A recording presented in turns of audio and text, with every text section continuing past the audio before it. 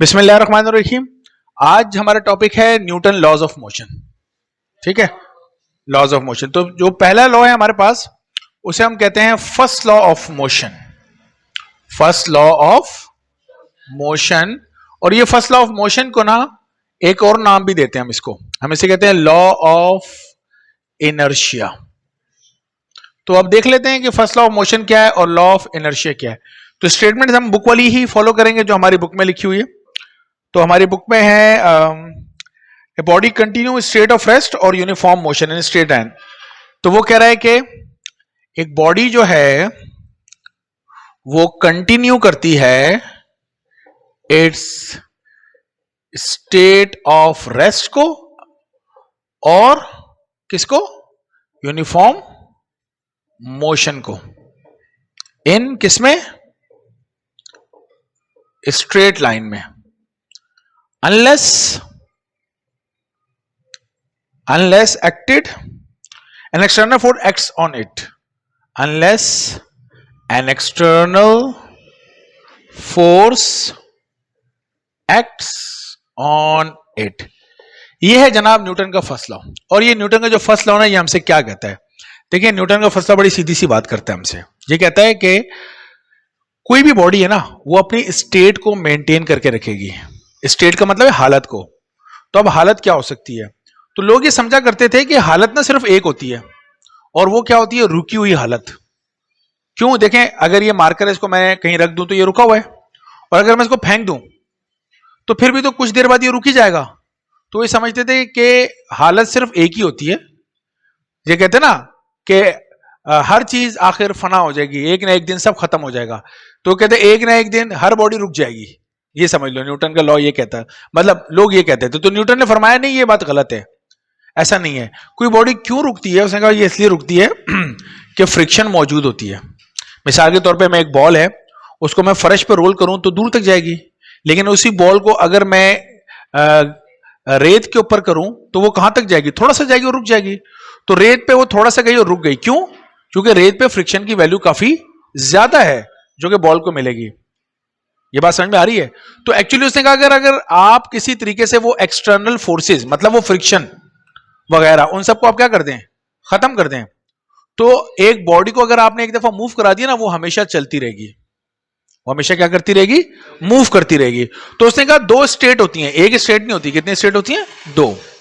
एक तो उसने कहा कि एक ये होती है कि कोई बॉडी क्या हो, रुकी हुई हो, एट क्या हो, रेस्ट। और दूसरी हमारे पास स्टेट क्या होती है, फर्ज करो यहां थोड़ा सा टायर चेयर बना लेते हैं तो हम दिखा रहे हैं कि ये मूव कर रही है। तो इसको हम लिख देते हैं किससे मूव कर रही है, इसको मैं लिखता हूं यूनिफॉर्म वेलोसिटी से। देखो जब हमने वेलोसिटी बेटा लिखा है ना तो इसमें बहुत सारी बातें खुद ब खुद क्लियर हो रही है। इसमें बातें ये क्लियर हो रही हैं कि वेलोसिटी में दो चीजें होती हैं, क्योंकि वेलोसिटी वेक्टर है, कितनी चीजें होती हैं, दो।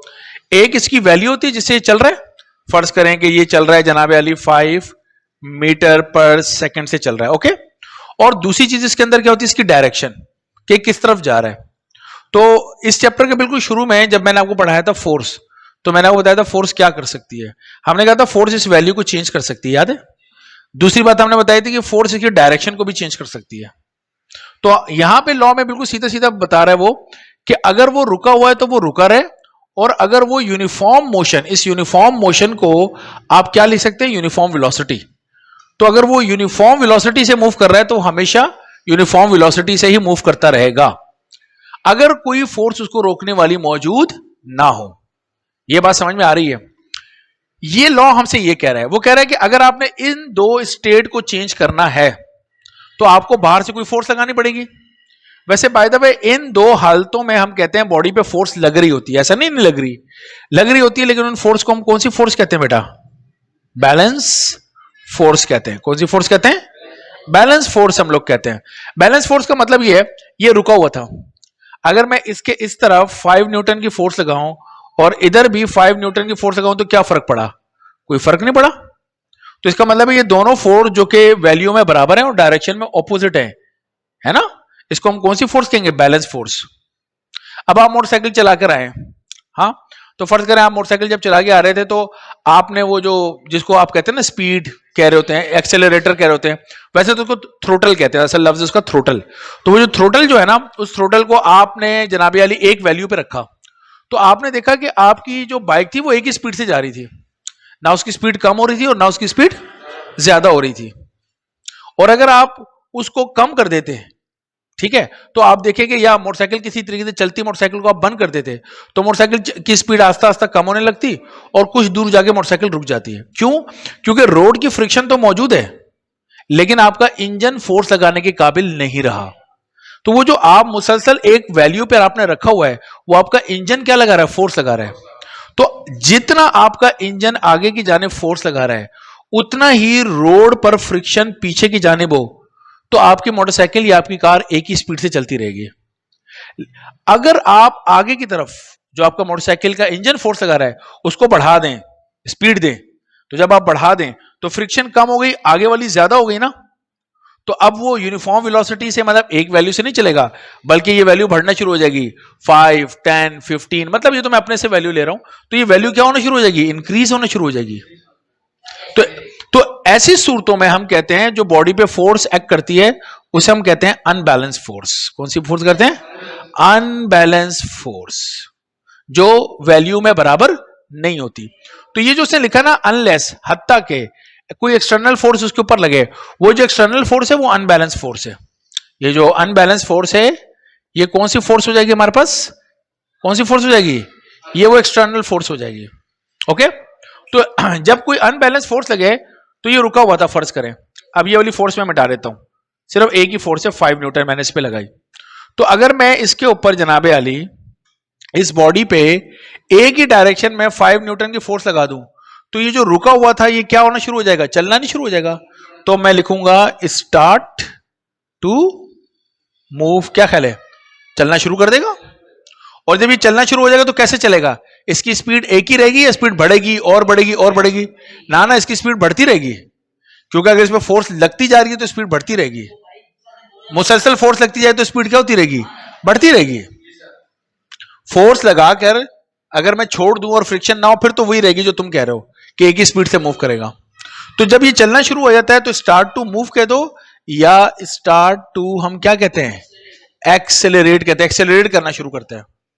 ओके, इसी तरीके से जो चल रहा है, तो जिस डायरेक्शन में वो चल रहा है, अगर उसी डायरेक्शन में फोर्स लग रही है तो वो क्या करना शुरू करेगा? वो क्या करना शुरू करेगा? वो एक्सेलरेट करना शुरू करेगा, मतलब उसकी स्पीड बढ़ना शुरू हो जाएगी। लेकिन अगर जिस तरह मैंने कहा था, इंजन का आप बंद कर दो इंजन को, तो फिर तो इंजन की फोर्स खत्म हो गई, बस दूसरी डायरेक्शन में फोर्स लग रही है, तो इसकी स्पीड क्या होना शुरू हो जाएगी? कम होना शुरू हो जाएगी। तो वो वेरी गुड, तो वो डीसेलरेट करना शुरू करेगा, इस डायरेक्शन में आना शुरू करेगा, यानी स्पीड कम होना शुरू हो जाएगी उसकी। ये बात समझ में आ रही है? सो this is called Newton first law of motion. इससे ज्यादा गहराई में जा सकते हैं, लेकिन आपके लेवल पे, 9th के लेवल पे इतना ही समझ लेना बहुत है कि बॉडी की जो नेचुरल स्टेट है, असल हालत जो है, वो दो होती हैं, या तो वो रुका होता है या वो यूनिफॉर्म। तो क्यों? अगर कोई फोर्स उसको रोकने वाली, कोई एक्सटर्नल फोर्स ना हो, तो रुका हुआ रुका रहेगा, चलता हुआ चलता रहेगा। और अगर आपने रुके हुए को चलाना है या चलते हुए को तेज करना है या स्लो करना है, तो आपको एक्सटर्नल फोर्स, अनबैलेंस फोर्स लगानी पड़ेगी। ओके हो गया? तो अगर कोई बॉडी रुकी हुई है तो मैं बोलूं उसमें कोई फोर्स नहीं लग रही, जुमला गलत है।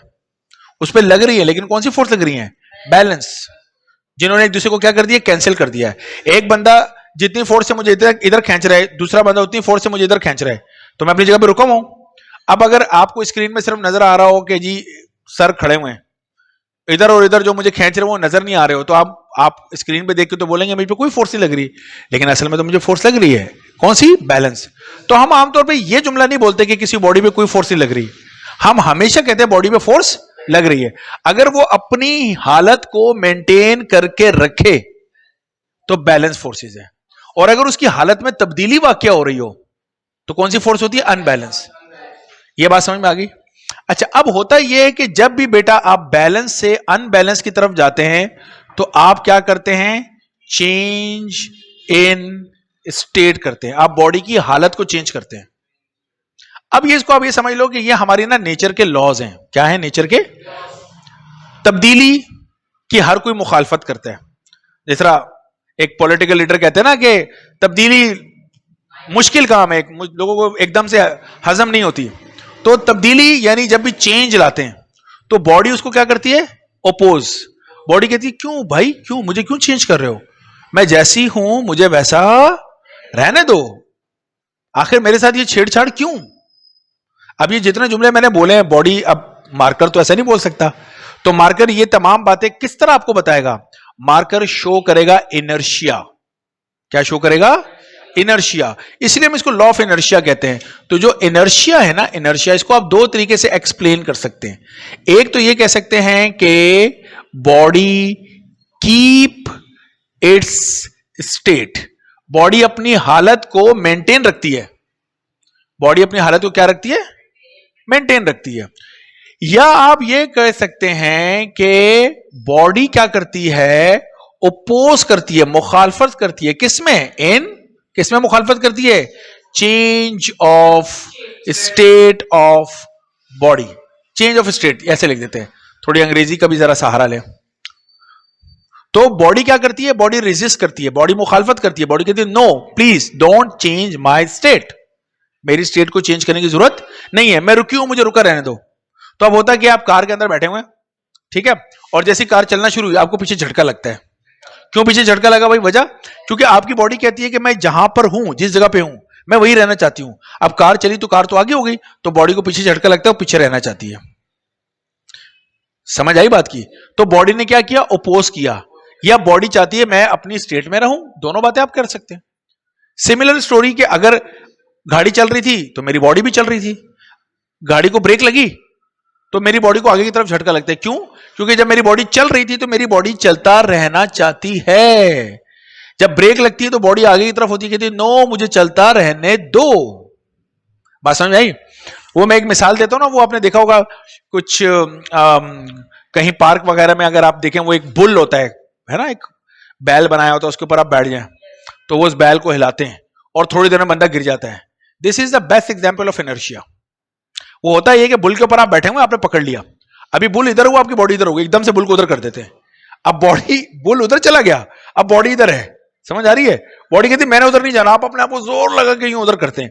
अब जितनी देर में ऐसे होते हैं ना, बुल आगे हो जाता है, हाँ आगे की तरफ झुक जाता है। अब अभी बॉडी कहती है आगे नहीं झुकना, अब अपने आप को रोक रहे होते हैं, उतनी देर बुल पीछे हो जाता है, और थोड़ी देर वो यूं यूं यूं होता है, आप गिर जाते हैं उससे।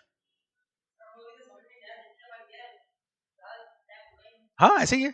इसी तरीके से अगर मैं इस अभी एक चेयर यहां रखूं और चेयर पे आपको खड़ा कर दूं, तो वो बुल वाली कहानी हो जाएगी। चेयर को यूं हिलाऊं, आप यूं हो जाएंगे, अभी आप यूं होने लगे, चेयर को यूं करूं, तो अगले 10 सेकंड में आप नीचे जमीन पे गिरे हुए होंगे। तो बिकॉज ऑफ किसकी वजह से, कि आप अपनी इनर्शिया, आप अपनी स्टेट को मेंटेन रखना चाहते हैं। Okay, so this is known as first law of motion. इससे ज्यादा डिटेल में 9th क्लास में मुझे जाने की जरूरत नहीं है, मेरा ख्याल इतना बहुत काफी है। कोई सवाल हो तो यहां तक आप पूछ सकते हैं मुझसे। जी ठीक है, यहां तक ओके।